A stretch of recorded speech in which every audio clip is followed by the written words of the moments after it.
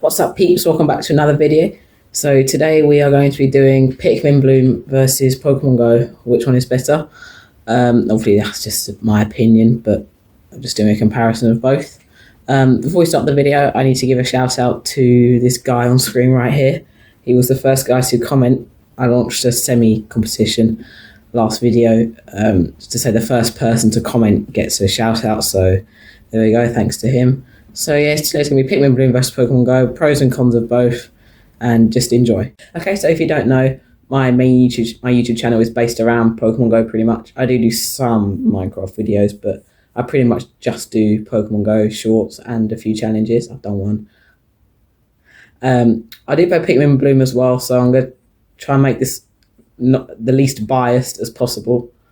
You guys might be able to guess the outcome already, but I'm going to be weighing up the good bits and the bad bits in this video, so stay watching and we're going to go through all of them right now. Okay, so on screen now we have a recording of Pokemon Go.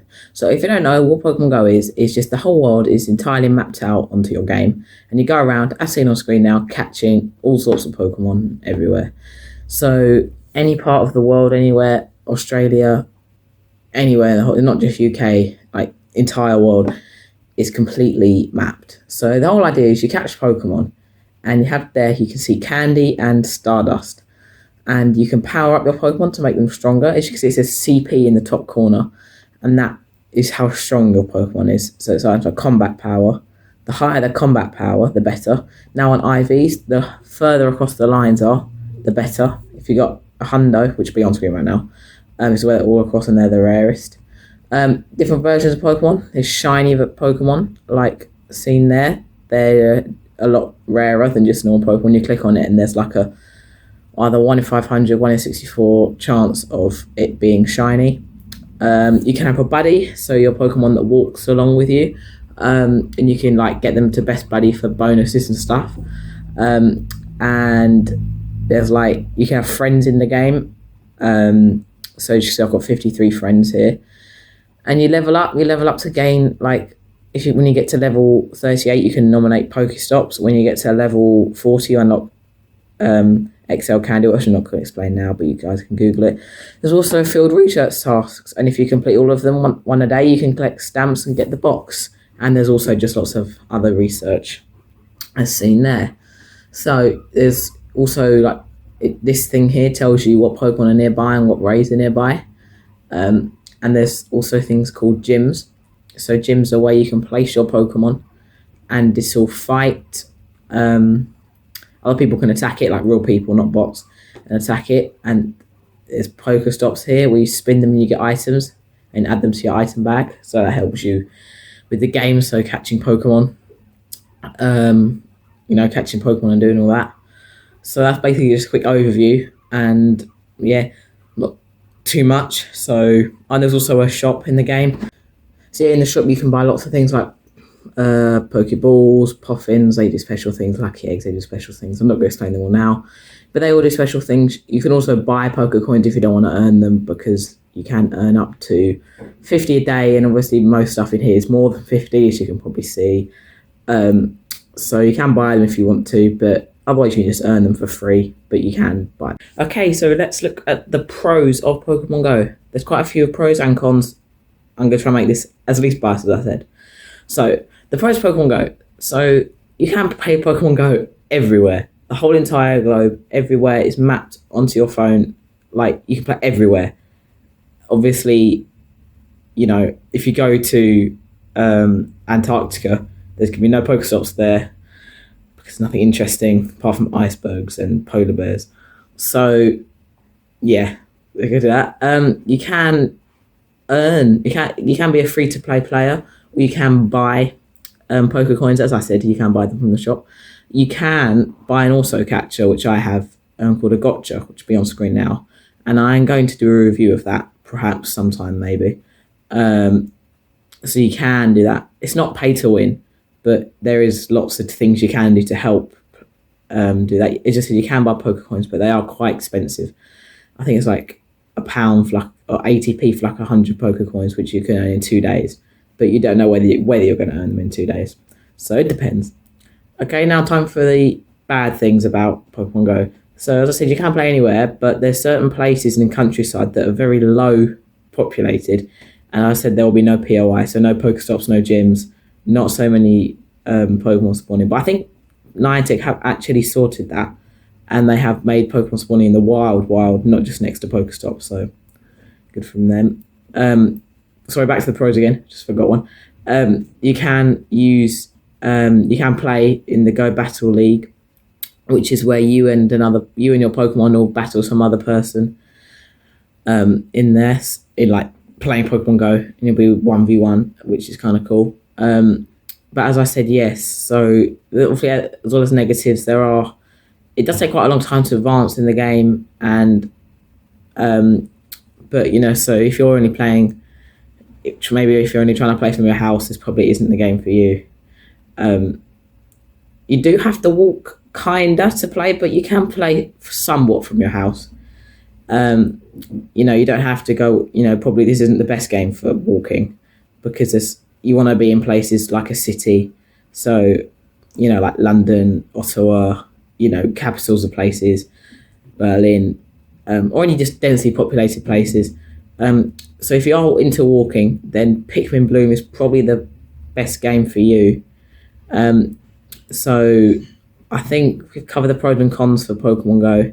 There isn't too many more or less, but just note, if you do put Pokemon in a gym, you earn 50 coins a day. You can't decide when your Pokemon comes back.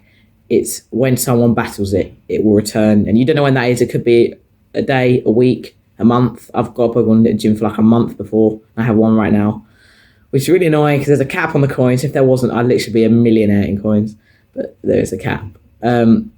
So it doesn't actually use that much data, Pokemon Go, either. So not much data used, which is always good. So there's the pros and cons of Pokemon Go. Let's move on to... Okay, so here we go for Pikmin Bloom. So you're probably wondering what Pikmin Bloom is. So it's basically a game where you collect these creatures called Pikmin, and there's lots of different types, and some of them have costumes, as seen on screen right now.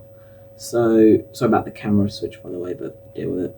So this, as you see, these Pokemon have costumes on. These are rarer to get, these Pikmin.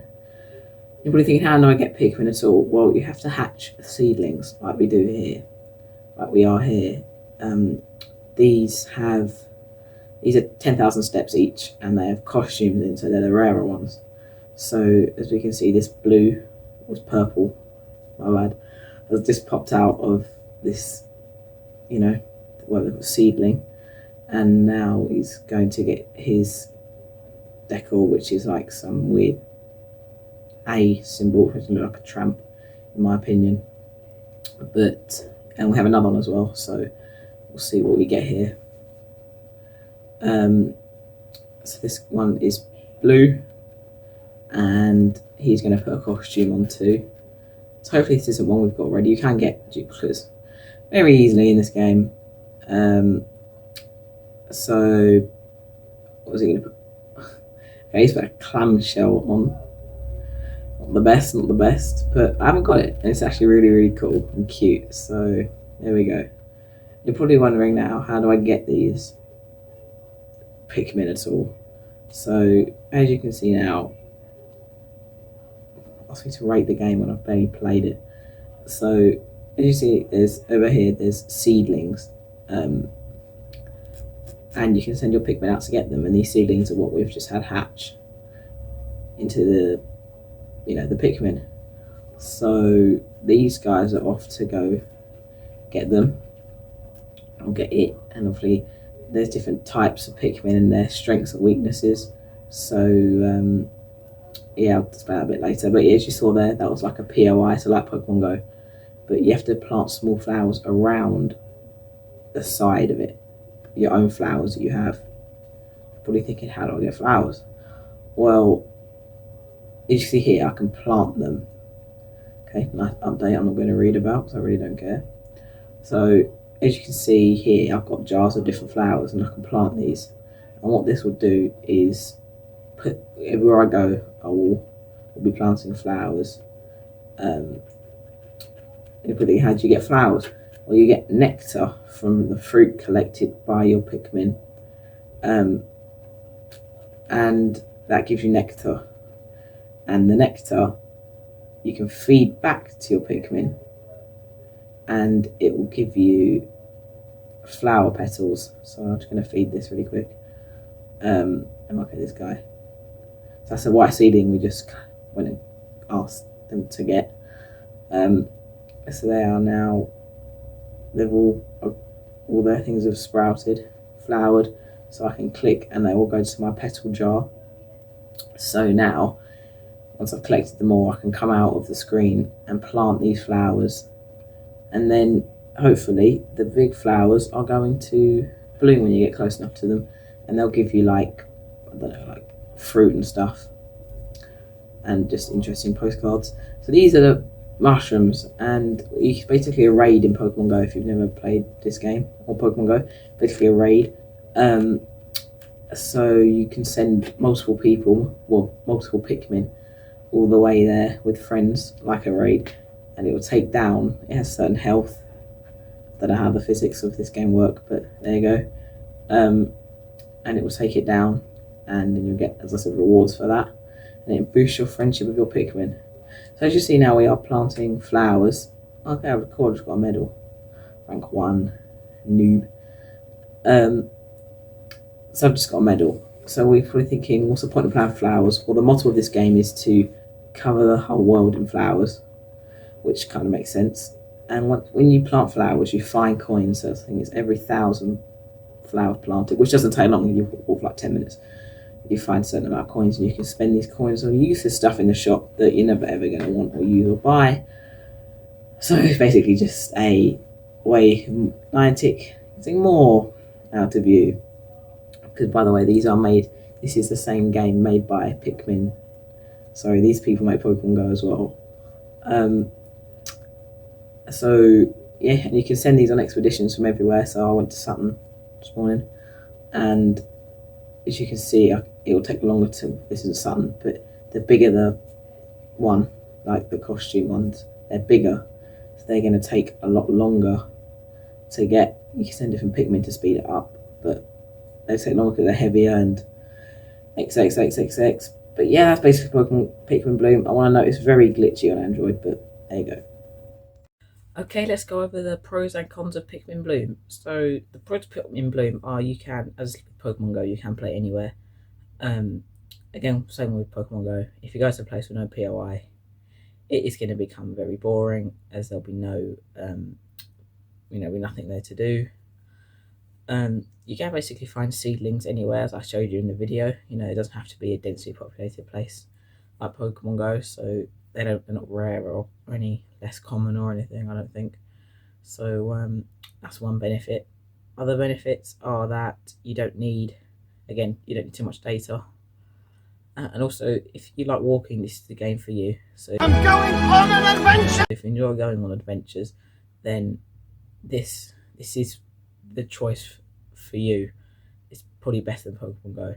But it's better to play with a friend, because if you didn't play with a friend, it would be, I guess, kind of get a bit boring, as you basically wouldn't.